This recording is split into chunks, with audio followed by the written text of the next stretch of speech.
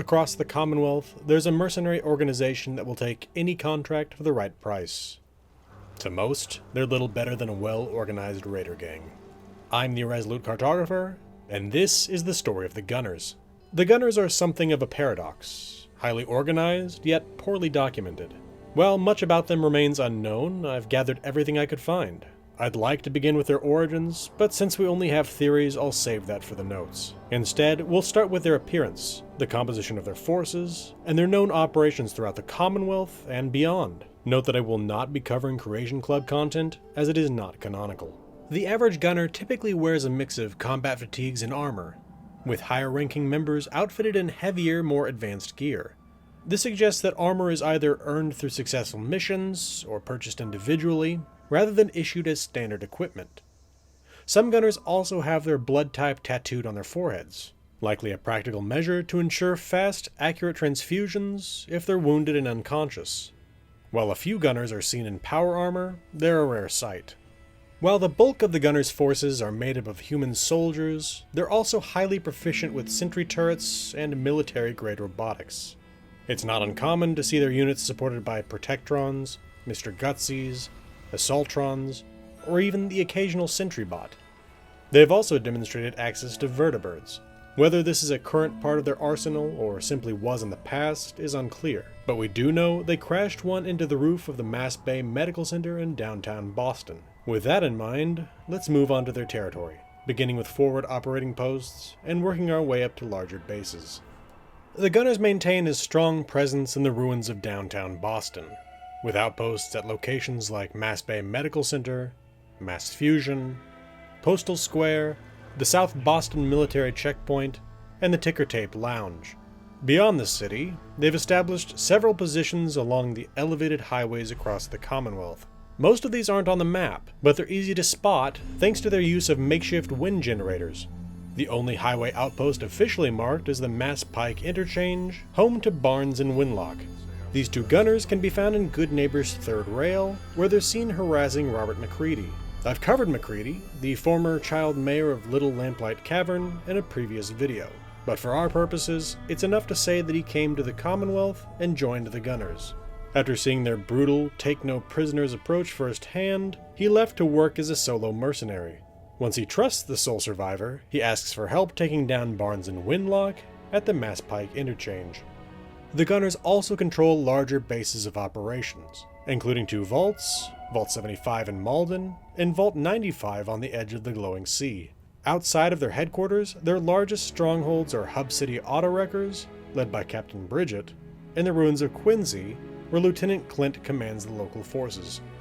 Their regional headquarters is located at Gunners Plaza, under the command of Captain Wes and his lieutenants Cruz and Ryder. Gunners Plaza is equipped with radio communications, allowing Wes to coordinate operations directly from his office. With that established, let's take a look at the Gunners' former and ongoing field operations. We'll be covering these operations from smallest to largest, not chronologically as I typically would, mainly because there's only one past operation for which we have any real information. Let's start with the Gunners' one known aborted mission. Cruz, one of the lieutenants at Gunners Plaza, was dispatched with a squad to engage the super mutants in West Roxbury. As he approached, he received authorization from Captain Wes to begin the assault. But moments later, caught in an ambush, he was ordered to retreat. Upon retreating, he was chastised for withdrawing, and demoted to guard duty at the plaza. The reason behind these contradictory orders remains unclear. Though the Gunners are best known for their violence, they also provide bodyguards for at least 2 traveling merchants encountered across the wasteland. But with that brief exception aside, we're back to the bloodshed. The Gunners can sometimes be found vying for control of 35 Court in downtown Boston, though this is not always the case. The same goes for a potential takeover of the restaurant by the Nahant Pier. While those locations don't always find themselves under Gunner attention, the mercenaries can be found fighting super mutants for control of 2 towers in downtown Boston, accessible via a fallen sky bridge on the neighboring highway. While Hardware Town might initially be under the control of a party of raiders using a ruse to lure in passersby, should those raiders be slain, the Gunners can come by to take control of the site. Next, we come to Ness hiring the sole survivor and a party of Gunners to clear Skylane's Flight 1981. This, to my knowledge, is the only occasion on which the Gunners and the sole survivor cooperate. Despite their brutal reputation, the gunners do make use of subterfuge. One example of this is Gunner Lieutenant Ryan's plan to infiltrate a raider outpost in Hyde Park. Not only did his men supply intel back to Gunner's Plaza, but their presence stirred up enough paranoia among the raiders to trigger a full-blown witch hunt. Captain Wes believed the operation was going so well, the raiders might wipe themselves out. Now let's move on to their mid-scale operations. In a mission commissioned by Wellingham, a robotic chef serving upper stand residents of Diamond City, the gunners were hired to retrieve a Deathclaw egg for a particularly exotic omelet. A full team was dispatched: Major Jeffries, Lieutenant Connor, Sergeant Lee, Private Hart, and Private Martin. They infiltrated a nest in Lynn Woods, northwest of Parsons State Insane Asylum, and secured the egg. Pursued by the Deathclaw mother, they took refuge in the Museum of Witchcraft in Salem, where their mission ended in tragedy. The museum became their tomb. Another operation saw the gunners hired to scavenge schematics from Hallucinogen Inc., a pre-war manufacturer of crowd control technology. Before the assault, they established a forward operating base at the nearby Marlborough House. But once inside the facility, hallucinogen gas, one of the company's most dangerous products, was accidentally released. The resulting exposure caused the entire gunner team to turn on each other in a chaotic bloodbath. A note found inside describes the ordeal from the gunner commander's perspective, detailing how he was forced to kill his own squad mates, Locke and Harold, in the gas-induced madness. In a separate operation, the gunners attempted to loot Green Tech Genetics. While doing this, they captured a wastelander passing the area, unaware she was an escaped synth. The presence of this escaped synth drew the attention of an Institute courser, which ultimately spelled their doom. Unfortunately, this kind of abduction isn't an isolated incident. Preston Garvey frequently sends the sole survivor to rescue captured settlers, and on several occasions, the culprits are gunners. As a side note here, there's a class of gunner referred to as gunner conscript. For the unaware, conscripts are conscripted, i.e. forcibly recruited into service. I have to wonder if kidnapping is how the gunners gain these conscripts. Then there's the case of Nuka-World. In 2287, Private Benson reported a trading hub called Nuka-Town, USA. Colonel Cypress responded by sending a recon team, led by Sergeant Lanier, into the Western Commonwealth. The team happened across the Nuka-World transit station, where a man named Harvey was attempting to lure travelers onto the monorail. The gunners deduced his ruse and shot him, deciding to instead hike over the mountains.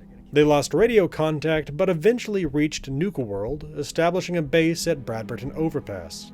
Lanier led a group, including Corporal Downey and Clay, into the Nuka-Cola bottling plant, where they stirred up a nest of Nuka-Lurks. The team was wiped out, leaving Corporal Tornin in charge. He tried to send a runner back into radio range, but for the time, the team was stranded.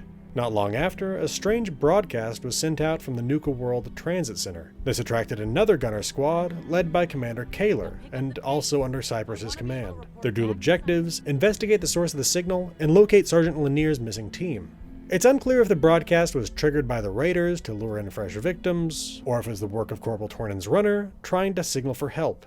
And last, but certainly not least, we come to Quincy, the gunner's most infamous and brutal operation. A month before the sole survivor emerged from Vault 111, the gunners, under Lieutenant Clint, launched a full-scale assault on the last Minutemen-held settlement in the Commonwealth. Clint, a former Minuteman turned traitor, provided insider intelligence on the town's defenses, and personally executed his former commander, Colonel Hollis. Only 20 survivors made it out of Quincy, and only a handful lived to reach Sanctuary Hills. To support Clint's operation, Captain Wes sent Sergeant Baker and Teza, a former raider who now serves the gunners in power armor. From Quincy, the gunners began launching raids on nearby settlements, including an attack on the Atom Cats to steal their power armor. Across the Commonwealth, they've repeatedly clashed with Minuteman forces. Whether these attacks are part of a personal vendetta or the result of a contract remains unknown. One last thing to consider: deserters. At least 5 gunners fell for the very trap that Sergeant Lanier's recon team managed to avoid. Private Tyler deserted after his friend Davis was executed for backtalking a superior. Hoping for a better life, Tyler made his way to Nuka-World, only to die in the gauntlet. Sergeant Marks, who had been scouting near Fort Hagen, encountered Harvey after he was shot by Lanier's team. Unlike Lanier, Marks took Harvey at his word, and boarded the monorail. She too died in the gauntlet. Sabbat, another deserter, actually survived the gauntlet to become a combatant in the Nuka-World arena quest Amoral Combat. The highest ranking defector was Commander Bear. Like Sabbat, he survived the gauntlet and appears as a combatant in Amoral Combat. Another Nuka-World gunner turned outlaw is Zachariah. Once stationed at the Mass Pike interchange, he grew tired of dealing with Winlock and Barnes, the same gunners who harassed Robert McCready. Zachariah abandoned his post and headed west, eventually taking over the Grantchester Mystery Mansion. Back in the Boston area, aside from McCready, whom we've already discussed, the only other known deserter is Sal. After leaving the Gunners, she became a treasure hunter and led a team in the search for the lost riches of Jamaica Plain. Unfortunately, she didn't survive the town's heavy ghoul population. Before closing things out, I have some notes. First, let's talk about the theories on the origins of the Gunners. One version, based on their military-style fatigues and structure, is that they evolved from remnants of the pre-war US Army. In this theory, a group of soldiers, freed from the chain of command after the bombs fell, formed a mercenary group that simply grew and recruited over the generations. Another popular theory is that the Gunners are remnants of Enclave forces, defeated by the Brotherhood of Steel in the Capital Wasteland. While interesting, I find this unlikely. If that were the case, I'd expect to see some remnants of Enclave iconography on their gear, or some kind of reaction to the Brotherhood's arrival aboard the Pridwin. Instead, the Gunners show no sign of recognition or concern. My personal favorite theory is that the Gunners originated from Vault 75. If you're unfamiliar with Vault 75, I have a separate video on it, but here's a brief summary. Located beneath Malden Middle School, this experimental vault sought to guide human evolution. Upon entry, the staff executed all adults, then raised the children under the false belief that they were being trained to brave the dangerous world above, what they called Up Top Land. In truth, when a child turned 18, the most intelligent were recruited as staff, and the strongest had their genetic material harvested. Everyone else was executed. This system continued until a revolt, led by one of the science team, overthrew the staff. By 2287, Vault 75 is under Gunner control. I like the idea that the Gunners emerged from this revolt and continue to operate out of the vault to this day. That said, there's no definitive proof for this theory. Second, let's revisit blood type tattoos. These are almost certainly a nod to the Blutgruppen-Tätowierung, blood group tattoos, worn by members of the Waffen-SS. The SS, the most fanatical soldiers of the Third Reich, bore blood group tattoos in their left armpits. While this was intended for the purpose of receiving the proper blood transfusions, it ended up serving as an identifying mark used by the Allies to weed out former SS members in the aftermath of the war. Third, there's evidence that the Gunners may be involved in slavery. In Quincy, the sole survivor can encounter a gunner named Bullet, who attempts to purchase Billy Peabody, the so-called kid in the fridge. If the sole survivor refuses, Bullet and a group of gunners attack the Peabody family. This could be a rogue act, or it could hint at a larger, darker practice. Fourth, several Radiant quests from major factions involve the Gunners. Beyond their known attacks on settlements and kidnappings, Gunner locations may be targeted for missions like Cleansing the Commonwealth, Quartermastery, Learning Curve, Randolph Safe House, Concierge, Weather Vane, and Lost Soul. Fifth, let's briefly touch on their command structure and the possibility of Gunner operations beyond the Commonwealth. At lower levels, their hierarchy mirrors that of the US Army. If this holds all the way up the chain, the highest-ranking known officer prior to the Nuka-World DLC would be Major Jeffries, commander of the failed Deathclaw Egg mission. After the DLC, Colonel Cypress appears to take that role, although we never actually see them, suggesting the Gunners have a presence beyond the Commonwealth and may have moved in from elsewhere. If that's true, it would discredit the Vault 75 origin theory I favor, but that's beside the point. What is interesting is the appearance of the rank Commander. Both Commander Kaler, who led the Nuka-World investigation, and Commander Bear, who became overseer of the Kolakars Arena, hold this title. Commander exists in the US Navy, but doesn't appear in the Army hierarchy, which is otherwise reflected in Gunner ranks. While we don't know exactly where the Commander rank fits in their structure, it clearly falls below Colonel. In the end, who are the Gunners? They're a ruthless mercenary group, stylizing themselves as a regular military force. They are raiders who enforce discipline in their ranks with brutal force, and they've used that discipline in merciless tactics to carve out a violent legacy in the Commonwealth. Alright, I think that'll do it for this video. Follow me on X for lore video announcements at Gaming with Maps. My Discord is open to the public, there's a link in the channel's banner. I stream every Friday evening on YouTube, come check it out if you're interested. If you appreciate what I do here and want to support the channel financially, you can become a member on YouTube or a patron with Patreon. I want to thank my channel members and patrons, Mesothelioma, 76 of Texas, Dark Malcontent, Real76, Dr. Orion, Samsung Smart Fridge, Night Spearhead, Electric Head, Hero Cunning, Laced Cake, Osborne and Bread 73, Inbee Mole Miner, and Clay for their support. I also want to specifically thank Dark Malcontent for helping with this video's script. This has been the Irresolute Cartographer. Thanks for watching. I'll see you again next time.